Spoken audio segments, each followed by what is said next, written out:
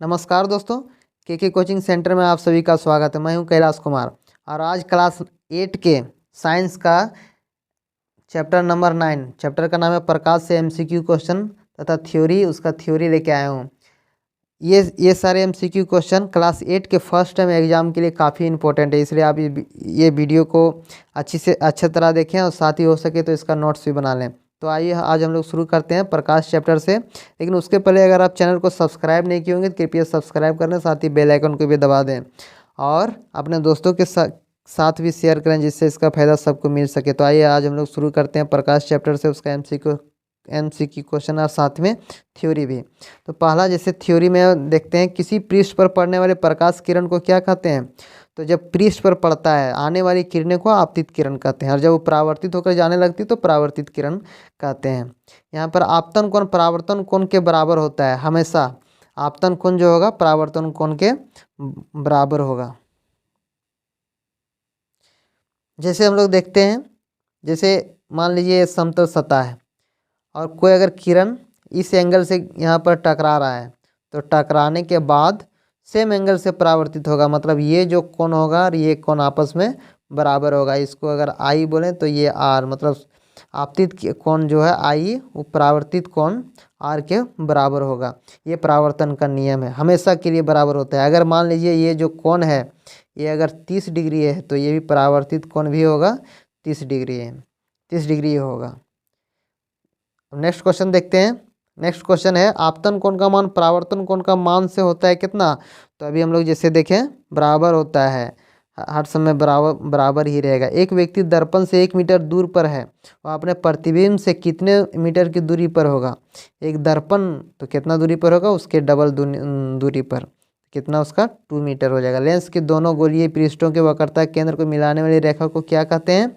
Lens और गोलीय दर्पण के मिलाने वाली रेखा को क्या कहेंगे? मुख्य अक्ष कहेंगे। जैसे मान लीजिए ये लेंस है और यहाँ पर जो ये सतह है, सतह क्या कर रहा है? पृष्ठीय वक्रता केंद्र को मिलाने वाली रेखा को क्या कहते हैं? तो उसको मुख्य अक्ष कहते हैं। यही है इसका मुख्य अक्ष। ये लेंस जो केंद्र से होकर जाता है वही मुख्य अक्ष कहलाता है। फिर पुतली का आकार कम रोशनी में कैसा होता है? तो कम रोशनी में पुतली का आकार अधिक होता है। जैसे हम लोग अंधेरे रूम में अगर हैं तो हम लोग का आँख जो है पुतली पूरा खुल जाता है, लेकिन अगर धूप में जाते हैं तो हम लोग का पुतली छोटा होने लगता है, एडजस्ट होने लगता है। जैसे हम लोग अगर अचानक धूप में चल गए तो हम लोग देखते होंगे कि आँख को छाया करना पड़ता है हाथ की मदद से। पुतली धीरे धीरे एडजस्ट होता है, मतलब धूप में देखना हम लोग को मुश्किल होता है, आँख हम लोग का छोटा हो जाता है उस समय, लेकिन अंधेरा में पूरा आँख हम लोग का खुल जाता है, पुतली का बड़ा हो जाता है। फिर है, नेत्र के रेटिना पर बना प्रतिबिंब वस्तु के हटाए जाने के पश्चात रेटिना पर बना रहता है कितना देर तक? तो 1/16 सेकेंड, मतलब 1 सेकेंड का 16वां हिस्सा, इतना सेकेंड तक मात्र हम लोग को आँख में कोई भी वस्तु का प्रतिबिंब बना रहता है, 1/16 सेकेंड। आँख में दिव्यांग व्यक्ति के लिए कौन सी लिपि लोकप्रिय है? तो दिव्यांग के लिए, मतलब जो आँख से अंधा है वैसे लोगों के लिए ब्रेल लिपि विकसित की गई है। यह हाथों से छूकर पढ़ी जाती है।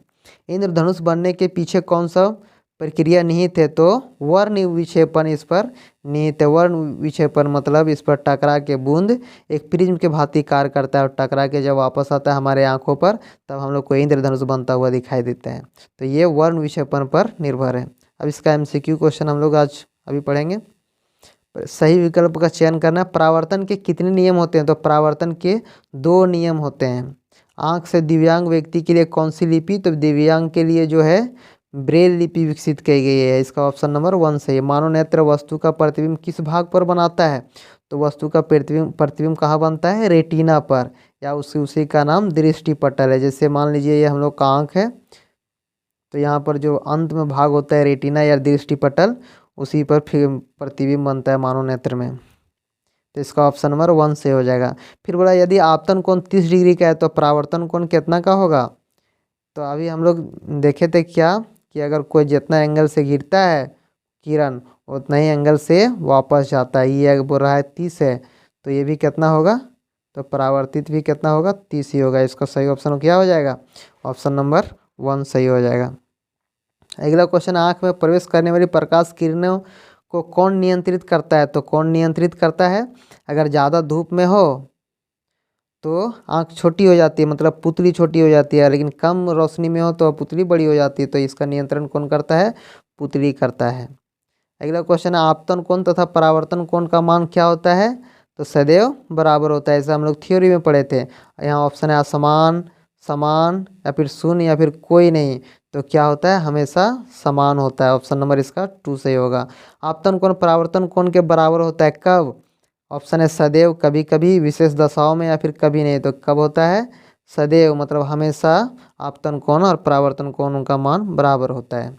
8 नंबर देखते हैं। समतल दर्पण से बना प्रतिबिंब होता है कैसा?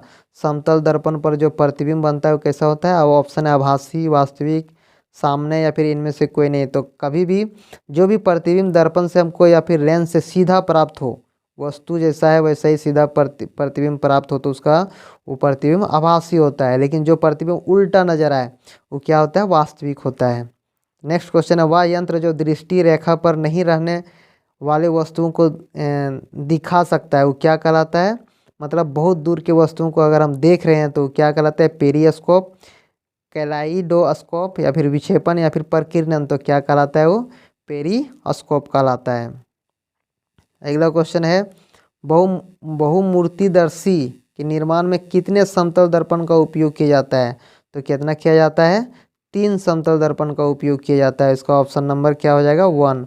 मानव नेत्र के रंगीन भाग को क्या कहते हैं?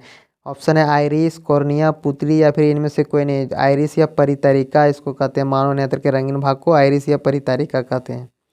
मानव नेत्र में किस प्रकार का लेंस रहता है? मतलब हम लोगों के आँख में जो लेंस है वो किस प्रकार का लेंस है? उत्तल लेंस, अवतल लेंस, एक अवतल उत्तल दोनों, या फिर इनमें से कोई नहीं। तो आँख में जो लेंस होता है मनुष्य के आँख में वो कैसा होता है? उत्तल लेंस लगा होता है। इंद्रधनुष बनने के पीछे कौन सा प्रक्रिया निहित है? तो इंद्रधनुष बनने के पीछे परावर्तन, अपवर्तन, वर्ण विक्षेपण, या पार्श्व परावर्तन। तो क्या है? वर्ण विक्षेपण निहित होता है। एक प्रकाश किरण समतल दर्पण पर 60 डिग्री के कोण पर आपतित हो रही है, परावर्तन का मान कितना होगा?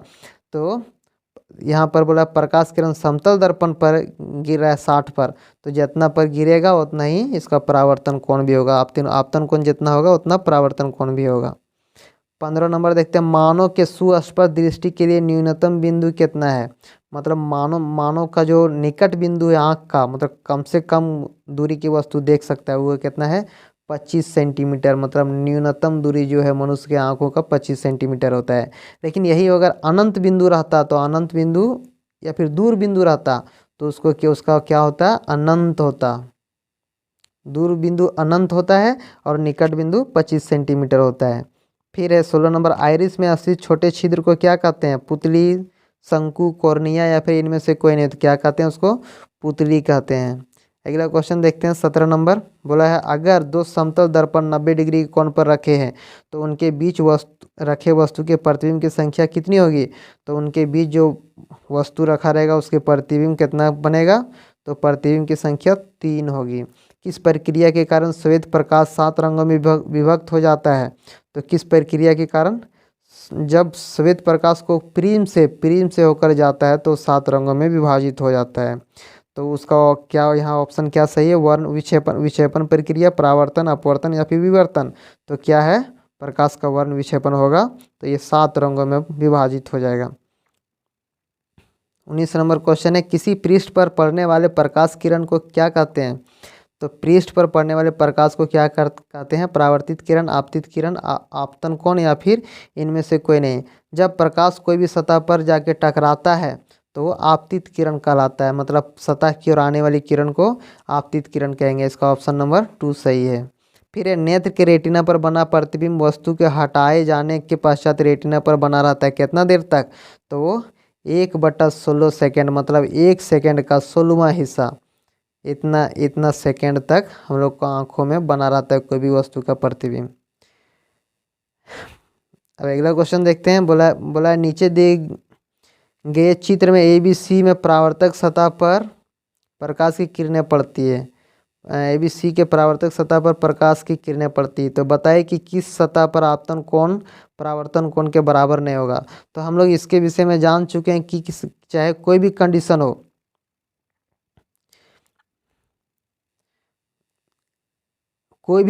हो, उसका जो आपतन कोण होगा वो परावर्तन कोण के बराबर भी होगा। तो यहाँ ऑप्शन में देखते हैं केवल पहला फिगर में, या फिर ए और दोनों में, या फिर बी और सी दोनों में, ई दोनों में।